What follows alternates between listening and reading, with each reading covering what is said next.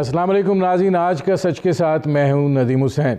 पाकिस्तान की सियासत में उलझाव जो है वो बढ़ता चला जा रहा है और पीडीएम के मुस्तकबिल के हवाले से भी सवालात जो हैं वो उठाए जा रहे हैं। लॉन्ग मार्च से इस्तीफ़ों और इस्तीफ़ों से सेनेट के इंतखाबात में हिस्सा लेने और सेनेट के इंतखाबात में हिस्सा लेने से तहरीक अदम एतमाद तक पीडीएम की कश्ती जो है वो तहफ़्फ़ुज़ात के लहरों पर ही अचकोले खाती हुई आगे बढ़ रही है। अब देखना ये है कि ये सिलसिला जो है आगे कितना मौसर हो सकता है और हुकूमत को जो है वो कितना टफ़ टाइम दे सकता है। ज़ाहिर है कि इस वक्त पाकिस्तान पीपल्स पार्टी जो है उसके हवाले से ये तासुर बहुत उभर कर सामने आ रहा था कि वो एक मोहतात अंदाज में आगे बढ़ रहे हैं और उन्होंने हमेशा ऐसे मरहले के ऊपर जहाँ पे उनकी पॉलिसी से कोई चीज़ हम आहंग नहीं थी तो उन्होंने थोड़ा फासला जो है वो बरकरार रखा। मुस्लिम लीग नवाज़ और मौलाना फजलुर रहमान साहब जो हैं वो तमाम कश्तियाँ जलाने के कायल थे, लेकिन बिलाखिर नवाज़ शरीफ साहब ने भी ये पैगाम भेज दिया कि सेनेट के इंतखाबात में जो है वो हिस्सा लेना है और ये पैगाम जो है आज मरीम नवाज़ शरीफ साहिबा ने मुस्लिम लीग नवाज़ की जो पार्लिमानी पार्टी की मीटिंग थी उसके अंदर बताया। अब अगर सेनेट के इंतखाबात में हिस्सा लेना है तो फिर ये बात जो कही जा रही थी कि सेनेट के इंतखाबात से कबल लॉन्ग मार्च, इस्तीफ़े और फिर हुकूमत जो है उसको घर भेज दिया जाएगा और मामला जो है वो ख़त्म हो जाएगा, दिखाई ये दे रहा है कि ये सिलसिला जो है जो हुकूमती वज़रा ये बात कर रहे हैं कि सब अपनी अपनी तनख्वाह के ऊपर ही काम करेंगे, ये मामलात क्या उस तरफ बढ़ते हुए दिखाई दे रहे हैं और क्या पीडीएम जो है उसका इत्तेहाद जो है वो बरकरार रह सकेगा? क्या लॉन्ग मार्च जो है उसकी जानब बढ़ा जाएगा? अगर सेनेट के इंतखाबात में हिस्सा लेना है तो फिर इस्तीफ़ों का मतलब मकसद क्या है, ये बात समझ में नहीं आ रही है। तो ये जो सूरत हाल है इसके नतीजे में जो चीज़ हो रही है वो ये हो रही है कि अवाम के मसाइल जो हैं वो ये अक्सर नज़रअंदाज हो रहे हैं और ज़ाहिर है कि अपोजिशन भी उतने मौसर अंदाज में उस केस को लेकर आगे नहीं बढ़ सकी और जो जलसे वगैरह हुए भी उसके अंदर अवामी रद्द-ए-अमल जो था वो उतना शदीद नहीं आया जिसकी तवक्को की जा रही थी और जो आना चाहिए था। हुकूमत जो है क्या उसको कोई खदशात जो हैं वो लाहक हैं? ज़ाहिर है कानून साजी के अंदर एक मुआवनत की ज़रूरत है और उस हवाले से हुकूमत के अपोजिशन से राब्ते भी हैं, लेकिन आज मरीम नवाज़ शरीफ साहिबा ये कह रही थी कि हुकूमत के लोग जो हैं हमसे राब्ते कर रहे हैं और वो क्या कह रहे हैं अगर मैं आपको बता दूं तो आप हैरान रह जाएंगे। ये सूरत हाल जो है क्या दबाव हुकूमत के ऊपर भी है और वो इस दबाव को जो है वो महसूस कर रही है, ये वो सूरत हाल है जिस पर करेंगे बात। आपका अपने मेहमानों से तारुफ़ करवाते हैं। हमारे साथ मौजूद हैं फ़िरदौस शमीम नकवी साहब, पाकिस्तान तहरीक इंसाफ के रहनुमा हैं, और हमारे साथ मौजूद हैं निसार खोड़ो साहब, पाकिस्तान पीपल्स पार्टी के सीनियर रहनुमा हैं। फ़िरदौस शमीम नकवी साहब, ये जो मरीम साहिबा ने आज फरमाया है कि हुकूमत हमसे राब्ते कर रही है और अगर मैं बता दूं कि वो क्या कह रहे हैं तो आप हैरान रह जाएंगे। आप क्या अब अपोजिशन से कोई मदद मांग रहे हैं? हुकूमत दबाव का शिकार है? ऐसी बात है नदीम साहब कि अगर दुनिया में 5 लोगों से आप बात करेंगे ना, इवन जो सड़क पे भी चलता है, और उनसे पूछेंगे कि जी इस वक्त दबाव में कौन है, तो कोई एक भी उनमें से ये नहीं कहेगा कि हुकूमत दबाव में। जो यू टर्न का हमको एक्यूज करते थे उन्होंने जितना बड़ा यू टर्न मारा सबने मिलकर, वो तारीख की मिसाल है।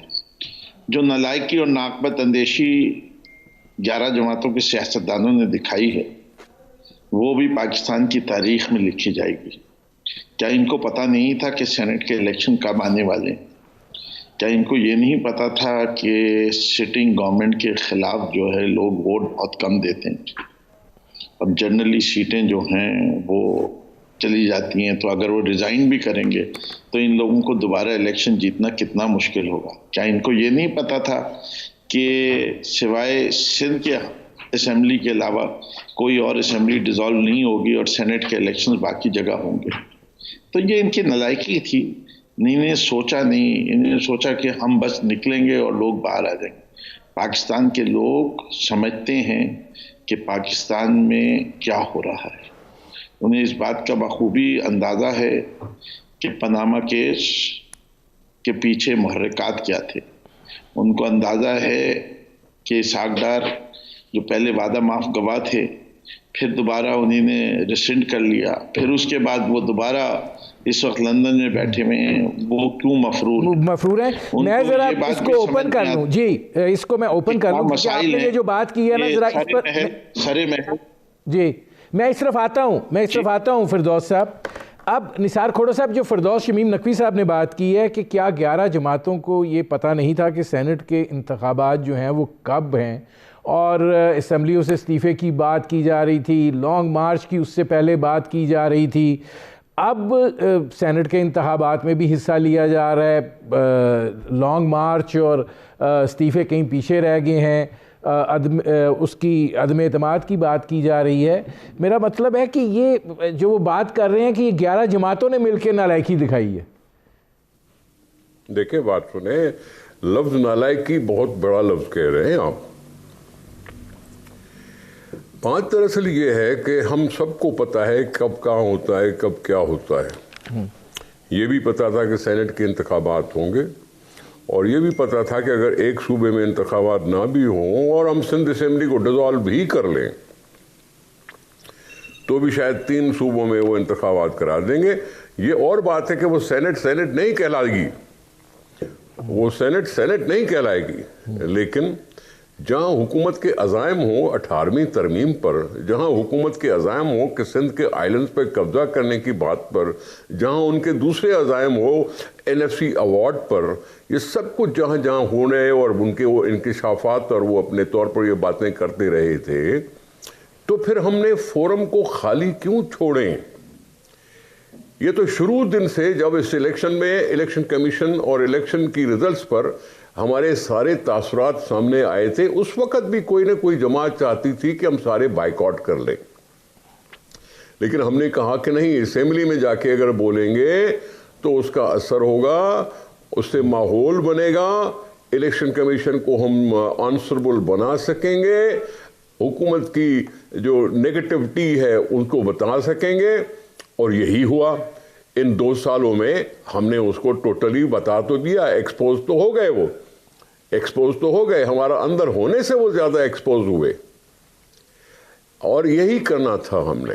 पीडीएम ने भी यही कहा था कि हम जलसे बाहर भी करेंगे, लेकिन पार्लियामेंट के अंदर और पार्लियामेंट के बाहर सिविल सोसाइटी को अपने साथ मिलाते हुए, जमातों को आपस मिलाते हुए एक अवामी प्रेशर डालेंगे। वो है अखलाकी प्रेशर। हुकूमत में अगर अखलाक है तो वो समझ लेगी कि लोग उसके खिलाफ है, और अगर बद अखलाकी तो वैसे ही है उनमें। तो हम भी कोशिश करते रहेंगे। हमने MRD के ज़माने में भी यही कहा था कि हम आइन को असल शक्ल में बहाल करेंगे, चाहे उसमें 3 महीने लगे या 30 साल लगे। मैं निसार खोड़ो साहब आता हूं कि इलेक्शन जी निसार खोड़ो साहब मैं आता हूं, जरा मैं आता हूं, इस एक चीज़ का जवाब आ जाए, क्योंकि आपने बड़ी इंपॉर्टेंट बात की है।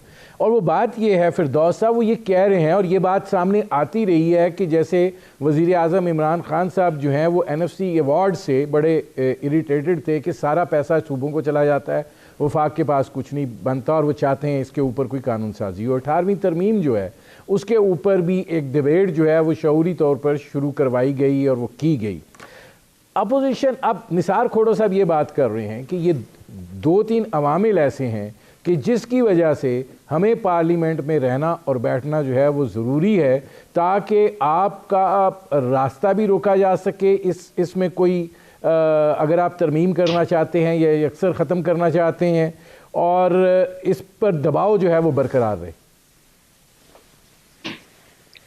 देखिए नदीम भाई, मेरे ख्याल से पहले दिन से इन लोगों ने जो बात करनी शुरू की है वो आपको पता है।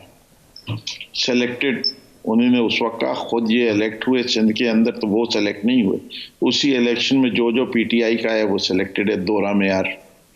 इनके चेयरमैन साहब 1 मार्च उन्होंने जो अनाउंस की थी वो 2019 की मार्च में की थी, और उसके बाद वो ट्रेन मार्च हुई, बहुत सारी मार्चें होती रहीं, मिलियन मार्च आई, बड़ी मार्च, हर वक्त मार्च करने को तैयार थे, एक दफ़ा भी मार्च नहीं किया।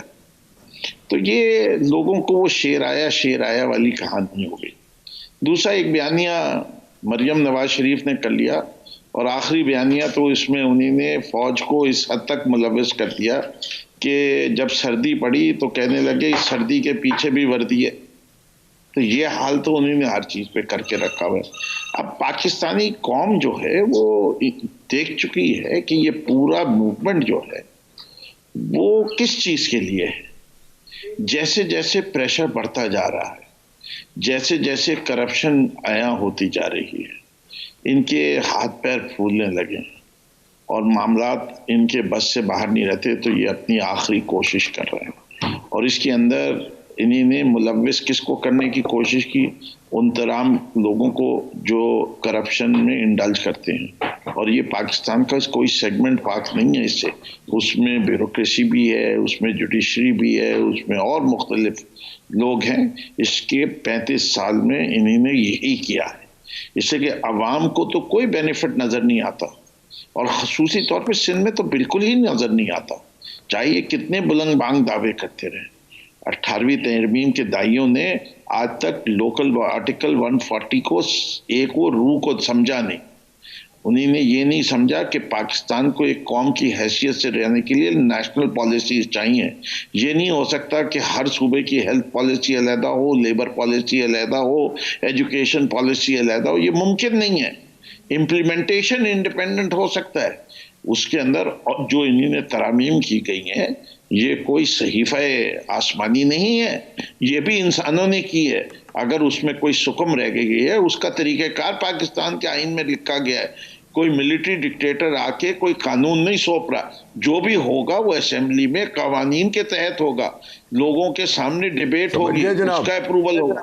यार अभी भी आप देख लीजिए, इनका हाल ये है कि ये हर दफा रोते हैं सेनेट के लिए कि जी हॉर्स ट्रेडिंग हो गई, और जब कहते हैं कि आओ अब बात करते हैं कि ओपन बैलेट कर लें तो फिर भाग जाते हैं। मैं आता हूँ फिरदौस साहब। अच्छा, इसमें निसार खोड़ो साहब ये फरमाइएगा कि आप लोग तहरीक अदम एतमाद की बात कर रहे हैं, सेनेट के चेयरमैन के ख़िलाफ़ भी आप लाए थे, और आप बड़े अच्छी तरह जानते हैं कि वहाँ पे क्या हुआ, उसका क्या नतीजा निकला। तो आप अब किस बुनियाद के ऊपर इस चीज़ का दावा कर रहे हैं? इसका मतलब यह है ये तो हकीकत से नज़रें चुराने के मुतरादिफ है ना?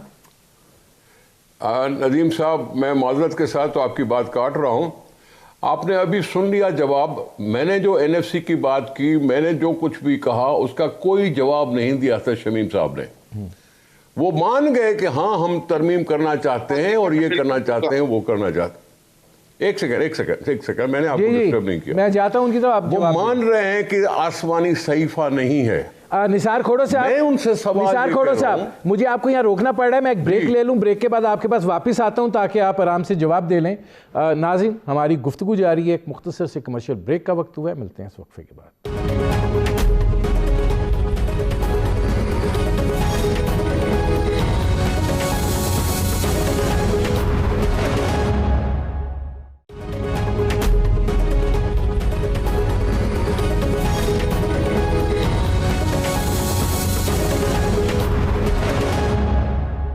Welcome back. निसार खोड़ो साहब, ब्रेक पर जाने से पहले जो बात हो रही थी एनएफसी और 18वीं तरमीम की, आप बात कर लें, फिर ज़रा उस तरफ भी आइएगा कि तहरीक अदम एतमाद क्या है। मैं आ रहा हूँ, अर्ज कर रहा हूँ। देखें, मैंने कहा एनएफसी, मैंने सूबाई खुद मुख्तारी का जिक्र किया, मैंने जज़ायर का जिक्र किया, मैंने ये जिक्र करके इनके तअस्सुब की बात, इनके जहनी तअस्सुब की बात मैंने आपको बताई, और दूसरे दोस्त ने उसको एतराफ़ी तौर पर कह दिया कि हाँ कोई आसमानी सहीफ़ा नहीं है। अगर आसमानी सहीफ़ा नहीं है, मैंने भी नहीं कहा कि आसमानी सहीफ़ा नहीं है, लेकिन मैं ये सिर्फ पूछना चाहता हूँ कि जब ये 18वीं तरमीम हो रही थी तब भी आप पॉलिटिकल पार्टी थे, तभी भी मियां रजा रब्बानी साहब ने सारी मुल्क को कहा था कि जी आओ इनपुट दो, चाहे आप पार्लियामेंट में हो या चाहे पार्लियामेंट से बाइकआउट किए हुए हो, क्योंकि इमरान खान ने बाइकआउट किया था 2008 के इलेक्शन का। अगर उसमें इनपुट दे देते तो क्या जाता, और सारी पॉलिटिकल पार्टीज ने बैठ के 18वीं तरमीम बनाई, और जैसे एक आईन बना था इसी तरह से 18वीं तरमीम बनी। तो फिर क्या बात है कि इतना तअस्सुब से दिखा रहे हैं। रही बात नो कॉन्फिडेंस की, क्या हम जमहूरी तरीके की बात करना छोड़ देंगे? आइन में इसको हटाने की तरीका है तो नो कॉन्फिडेंस, लेकिन साथ ही साथ अवाम का जब प्रेशर बढ़ रहा है तो क्या इनके मेंबरान पर असर नहीं पड़ा होगा? इन मेंबरान को पता नहीं चला होगा कि अवाम उनको क्या रिस्पॉन्स करेंगे जब अगली इलेक्शन में जब वो जाएंगे? अपनी हुकूमत से नाला उनके अपने मेंबर हो गए हैं, तो जब हो गए तो कभी तो बी सरकार की वोट की बात करते हैं कि बी सरकार ने हमें वोट नहीं दिया, यानी अपनी लीडरशिप पे एतमाद नहीं किया, फला नहीं किया, फला नहीं। है भी कोalition गवर्नमेंट, इसमें है भी माइनॉरिटी गवर्नमेंट। नहीं, निसार खोड़ो साहब, एक सवाल है, एक एमक्यूएम पाकिस्तान है। हाँ। अब ये अगर ये कोalition गवर्नमेंट के एक इकट्ठा रहने का हो सकता है, वो भी मकसद के लिए इकट्ठे हो रहे हो, वो भी हो सकता है कि क्यू लीग भी सिर्फ सेनेट की सीट लेने के लिए इकट्ठी हुई हो, एमक्यूएम भी वजारत के इकट्ठे लेने के लिए बैठी हुई हो। तो कोalition गवर्नमेंट उसमें अपने आजाद हैं, वो एमक्यूएम भी आजाद है, क्यू लीग भी आजाद है, अपना फैसला कर सकते हैं। और ये हुकूमत इतनी मेजॉरिटी वाली भी नहीं है, अवाम भी बेजार हैं उसके साथ, लाखों लोग आते हैं उनके खिलाफ एहतजाज करते हैं, लगभग हर डिवीजन में जलसे हो रहे हैं, लोग आ रहे हैं, निकल रहे हैं ना। अगर बेसूद है ये सब कुछ तो लोग आ क्यों रहे हैं? ठीक है, मैं निसार खोड़ो साहब आता हूं। हमारा ये एहतजाज अगर बेसूद है तो इनकी नींदें क्यों हराम हो रही हैं? निसार खोड़ो साहब मैं आता हूं। इसमें फिरदौस साहब ये फरमाइएगा कि आप ये समझते हैं कि जो निसार खोड़ो साहब बात कर रहे हैं, मैं उनकी तरफ वापस जब जाऊंगा तो ये सवाल उनसे मैं ज़रूर पूछूंगा कि जब आप तहरीक अदम एतमाद की बात कर रहे हैं तो इसका मतलब ये है कि आप जो आपकी पहली सोच थी कि सड़कों के ऊपर लोग आएंगे, निकलेंगे, प्रेशर बढ़ेगा, उस पर आप अदम एतमाद कर रहे हैं। लेकिन फिरदौस साहब आप क्या समझते हैं? आप खाइफ हैं कि जो तहरीक अदम एतमाद है उसमें ये नंबर पूरे कर लेंगे और ये इस एतमाद की बिना पर ये बात कर रहे हैं? जी देखिए, पहली चीज अंग्रेजी का एक मशहूर मुहावरा है, empty vessels make the most noise. मेरे ख्याल से what I have said is sufficient for whatever Nisar Khuhro has said up till now. बात यह है, सदारती इंतखाब मैं समझता हूं सबसे सख्त इंतखाब था, इसलिए कि जो चारों हाउसेज और फेडरल गवर्नमेंट के वोट अगर टुगेदर करते तो ऑपोजिशन जो है वो आरिफ अलवी सदर नहीं बनते।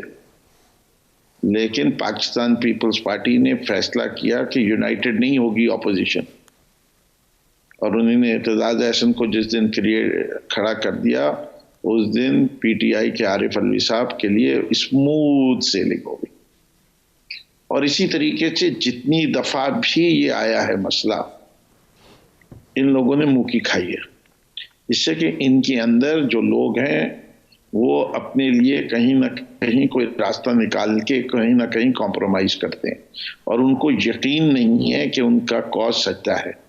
हमारा यकीन है और हम आज भी कहते हैं हुकूमत जाती है तो जाए, हम करप्शन के खिलाफ जंग नहीं छोड़ेंगे, हम चोरों को नहीं छोड़ेंगे, हम चोरों से हाथ नहीं मिलाएंगे, जो भी चोर हो, हमारी पार्टी के अंदर हो, कहीं हो, इनकी पार्टी में हो, कहीं हो। और इस पे ये नहीं कहते हमारे साथ कि चोरों को नहीं छोड़ना, आओ मिलके एहतसाब करते हैं। और इस मुल्क के अंदर चोरी हुई है, अभी भी हो रही है, करप्शन आज भी है। हम ये नहीं कहते हम करप्शन को खत्म करने में कामयाब हुए, हम अपना रास्ता मुअय्यन करके बड़ा क्लियर कट रास्ता दिया हुआ है, ब्यूरोक्रेसी में भी है, जुडिशरी में भी है, एस्टेब्लिशमेंट में भी है, सियासतदानों में भी। हमने इस करप्शन को खत्म करना है, तभी ये मुल्क तरक्की की राह पे चलेगा। इसकी सिमत दुरुस्त करनी है। और उसमें जहां ये कह रहे थे कि मैंने एनएफसी का अवार्ड नहीं दिया, मैं भाई को एनएफसी भी समझा देता हूं। एनएफसी को तब्दील करना पड़ेगा, इससे कि ये मुल्क वाइबल मुल्क नहीं रहता। आप कितनी भी इकोनॉमिक थ्योरी ले आइए, बजट को देख लीजिए, कि डेट की जिम्मेदारी फेडरल गवर्नमेंट और 58% ऑफ द रिसोर्सेज जो टैक्स की जमा हो, और डिफेंस की जिम्मेदारी फेडरल गवर्नमेंट, और 50% ऑफ द टैक्स रेवेन्यू जो है वो प्रोविंसेस को जाए। सिर्फ अभी इनके जमाने से, नवाज शरीफ के जमाने की बजटरी फिगर ले लीजिए, जो अमाउंट बनता था, तो अगर उस जमाने में 3.9 ट्रिलियन रुपीस जमा होता था, तो डिफेंस का 1.6 था, और 1.8 ट्रिलियन जो है वो डेट सर्विसिंग कॉस्ट आई हुई थी। ठीक है, तो फिरदौस साहब मैं आता हूं, मुझे जरा एक ब्रेक लेना पड़ रहा है। नाज़रीन, हमारी गुफ्तगू जारी है, एक मुख्तसर से कमर्शियल ब्रेक का वक्त हुआ है, मिलते हैं इस वक्फे के बाद।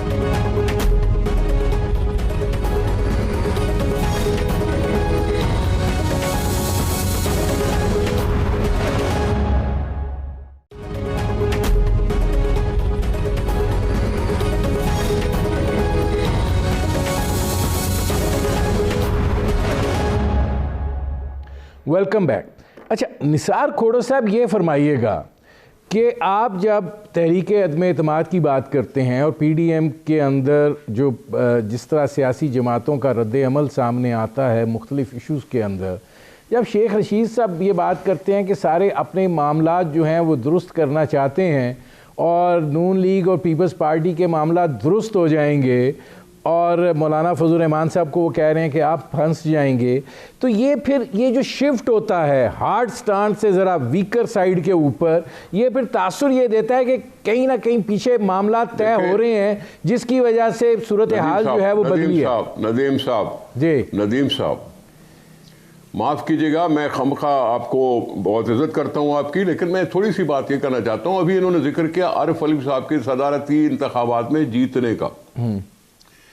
वो पहला कदम होता है जो हुकूमत चुनने के, इलेक्शन हो जाने के बाद, हुकूमत बनने के बाद सदारती इंतखाब होता है। उस वक्त अपोजिशन यूनाइटेड नहीं थी, उस वक्त यूनाइटेड नहीं थी। वो जमाना गुजर गया, 2-2.5 साल पहले गुजरा है। ये जो इंकशाफात हो रहे हैं जिसमें कहा कि जी 20 मेंबरान ने धोखे दिए, ये बाद की बात है। आज की बात में यह है कि आज अपोजिशन मुत्तहिद है और फर्क पड़ता है, इस इत्तेहाद की वजह से फर्क पड़ता है, सोच में तब्दीली आती है, एतमाद बढ़ता है। जो इस हुकूमत के खिलाफ है उनके अंदर एक एतमाद बढ़ता है कि अपोजिशन ने इकट्ठे होने का फैसला कर लिया है, अब इस पे भरोसा करके हम इसका साथ दे सकते हैं। ये मामला आज का है सर, ये 2.5 साल पहले का मामला नहीं है कि नकवी साहब आप उस पे इस तरह से बोलें। अब आगे देखते हैं ना, इलेक्शन हो जाएंगे ना, सेनेट के इलेक्शन हो जाएंगे ना, जिसको जितनी ताकत है वो उतने चुनवा लेगा ना, क्या परेशानी की क्या बात है। और ये अदम एतमाद का मतलब कि हुकूमत के खिलाफ ना, और जो मार्च हो रहा है वो भी हुकूमत के खिलाफ हो रहा है ना, तो उसमें खराब बात क्या है। बात तो सीधी सीधी पड़ी है। आपको भी पता था कि पंजाब में ये तहरीक इंसाफ मुस्लिम लीग नवाज से ज्यादा सीटें नहीं जीती थी, पीएमएलएन ज्यादा जीती थी। आजाद मेंबरान को पीटीआई के साथ मिलवा दिया गया था। इसी तरह से कौमी असेंबली में भी ऐसा ही हुआ था। नहीं निसार खोड़ो साहब, वो तो हुआ था, आपकी पार्टी मेजॉरिटी में निसार खोड़ो साहब, निसार खोड़ो साहब वो तो हुआ था। असल सवाल अब ये है कि आगे क्या होगा, क्योंकि देखिए पीपल्स पार्टी और मुस्लिम लीग नवाज जो है काफी उनमें एक गैप नजर मैं आता हूं फिरदौस साहब, मैं आता हूं आपके पास, इसमें काफी गैप नजर आ रहा है। आप क्या समझते हैं कि आप अगर सेनेट का इलेक्शन भी हो जाता है और उसके अंदर आप जाहिर है कि आप मेजॉरिटी लूज करेंगे, तहरीक इंसाफ तो फिर कानून साजी करे, फिर तो बहुत कुछ होगा। सर, एक होता है आइन में तरमीम, एक होती है कानून साजी। कानून साजी, लेजिस्लेशन, लॉ मेकिंग अलग सी चीज है, आइन में तरमीम अलग सी चीज है। मैं पीटीआई को कैसे अलाउ कर सकता हूं कि वन साइडेड हो जाए असेंबली। एक जमहूरी वर्कर के लिए असेंबली का वन साइडेड होना भी ऐन गैर जमहूरी अमल है। हम प्रेशर बढ़ाते जा रहे हैं। हम उस तरह से हमने कभी नहीं कहा कि जी लॉन्ग मार्च नहीं करेंगे। हमने सिर्फ अभी देखे ना, सिर्फ अकेली पीपल्स पार्टी नहीं है, पीएमएल-एन भी कह रही है कि सेनेट में हिस्सा लेंगे हम। अब ज़िमनी इंतखाबात में भी हिस्सा लिया जा रहा है। एक ज़िमनी इंतखाबा हम जीत भी चुके हैं सिंध में। मैं क्या कह रहा हूं, लोगों का सहारा बनना है, चाहे असेंबली के अंदर हो, असेंबली के बाहर हो। मैं आता हूं निसार खोड़ो साहब, इस नाअहल हुकूमत से जान छुड़वाएं लोगों की। ठीक है, मैं आता हूं निसार खोड़ो साहब। अब फिरदौस शमीम नकवी साहब, हुकूमत से जान छुड़वाएं। जो रास्ते का इंतखाब किया गया, उस रास्ते में जाहिर है कि पीडीएम जो है वो वक्त गुजरने के साथ साथ तब्दीली कर रही है। दो बड़ी पार्टियां हैं, मुस्लिम लीग नवाज़ और पाकिस्तान पीपल्स पार्टी, और दोनों ने उसके अंदर अपनी अपनी इनपुट डाल के तब्दीली की है, फैसले बदले हैं। पहले सेनेट का इंतखाब जो था उसको गोल करार दिया गया, अब सेनेट के इंतखाब में हिस्सा लिया जा रहा है। पार्लियामेंट को वो कहते हैं कि ये जाली पार्लियामेंट है, लेकिन ज़िमनी इंतखाब में भी हिस्सा लिया जा रहा है। लेकिन वो ये कह रहे हैं कि हम प्रेशर बिल्ड कर रहे हैं। आप ये समझते हैं कि कानून ये एक मैच्योर फैसला है सेनेट के इंतखाबात में? क्योंकि आप लोगों को तो 2/3 अक्सरियत चाहिए होगी। अगर आपने NFC अवार्ड भी बदलना है या 18वीं तरमीम जो है वो बदलनी है, तो ये फिर आपके लिए ये एक ऐसी स्ट्रॉन्ग बारगेनिंग सिचुएशन में होंगे आपके साथ। देखिए, पहली चीज, जमहूरियत का हुस्न ये है कि आपको एक आइन के अंदर रह के काम करना है, और इसीलिए डेमोक्रेसी के अपने सिस्टम्स हैं। और इसके लिए अगर हमारे पास 2/3 लोग नहीं तैयार होंगे मुल्क के मफाद के अंदर, तो वो लेजिस्लेशन या कॉन्स्टिट्यूशनल चेंज को वेट करना पड़ेगा। अलबत्ता मैं इनसे पूछना ज़रूर चाहूँगा, अगर ये इतने जीदार हैं, कि दे दें तारीख कि इस तारीख को ला रहे हैं नो कॉन्फिडेंस मूव। इसलिए कि नंबर तो ये तो कह रहे हैं रूज पे कैंपेन, आज कल का इंतजार क्यों कर रहे हैं जब आज रूज पे है, पूरा मुल्क तैयार है। जरा लाएं तो देखें तो इनके साथ फिर हशर क्या होता है। लाएं ना बिलावल भुट्टो अगले हफ्ते नो कॉन्फिडेंस मूव, और किस किस के खिलाफ लाएंगे पहले ये अगर स्पीकर के टेस्ट करेंगे। मैं आता हूं खोड़ो साहब, आता हूं, मैं आ रहा हूं खोड़ो साहब, आपको पूरा मौका देता हूं। एक सेकंड। ये सिर्फ अपनी गिरती हुई साख को बचाने के लिए, अवाम को बेवकूफ बनाने के लिए हर दफा कोई नया सोचा छोड़ देते हैं कि अभी हम जिंदा हैं, हम जाग रहे हैं, हम कुछ कर देंगे, हम जो है तब्दीली ले आएंगे, हम इस हुकूमत को हिला देंगे। इनका और कुछ नहीं हो रहा। ये नर्वस हुए हुए, इनकी लीडरशिप के पास ना कोई जहन है। बच्चे हैं, सियासी बच्चे हैं, जहनी तौर पे बच्चे हैं। Children born with a silver spoon in their mouth. Firdous साहब मैं आता हूं, मेरे पास चूंकि टाइम महदूद है, मैं चाहूंगा कि निसार खोड़ो साहब जरा इसका जवाब दे दें। फिरदौस साहब मैं आता हूं, जी फिरदौस साहब मैं आता हूं। निसार खोड़ो साहब वो ये बात कह रहे हैं कि अगर आपको इतना ही एतमाद और यकीन है तो फिर ऐलान करेंगे जी इस तारीख को हम लाते हैं तहरीक अदम एतमाद। तो शमीम साहब को कहो कि हम उनकी नींदें उड़ाना नहीं चाहते, इसलिए आज मैं अनाउंस नहीं कर रहा हूं। ये पीडीएम ही करेगी, और जब करेगी तब करेगी। मैं इनकी नींदें नहीं उड़ाना चाहता, इनको आराम से सोने का, वैसे भी अभी वो लीडर ऑफ अपोजिशन भी नहीं रहे, इसलिए इनके आराम का ख्याल रख रहा हूं। इसलिए मैं अनाउंस नहीं कर रहा हूं। लेकिन आपको इत्मीनान क्या है जिसकी बिना पे आप तहरीक अदम एतमाद की बात कर रहे हैं निसार खोड़ो साहब? देखें, बात सुने, सिंध असेंबली में एक ऐसा हुआ था 1993 में, नहीं 1988 में। अब्दुल्ला शाह साहब स्पीकर थे, अपोजिशन में सिर्फ इमदाद मोहम्मद शाह थे अकेले। 2 और अरकान थे मुस्लिम लीग फंक्शनल के, उन्होंने अदम एतमाद डाल दिया था। वो इसलिए कि जी वो जो बात करना चाहते थे उस वक्त हुकूमत के खिलाफ, ये उम्मीद करते थे कि जी मेंबरान जो हैं उसके साथ देंगे और अदम एतमाद हो जाएगा। यही किया था मियां नवाज शरीफ साहब ने, वो भी मेजॉरिटी में नहीं थे। अगर हम भी अभी मेजॉरिटी में नहीं हैं तो ये खफा क्यों हो रहे हैं? नहीं, खफा होगा ना जब हमारा होगा साहब, उसके लवाजमात कुछ और होते हैं। क्या, किसके लवाजमात? कि कोई तहरीक अदम एतमाद आए और कामयाब हो जाए।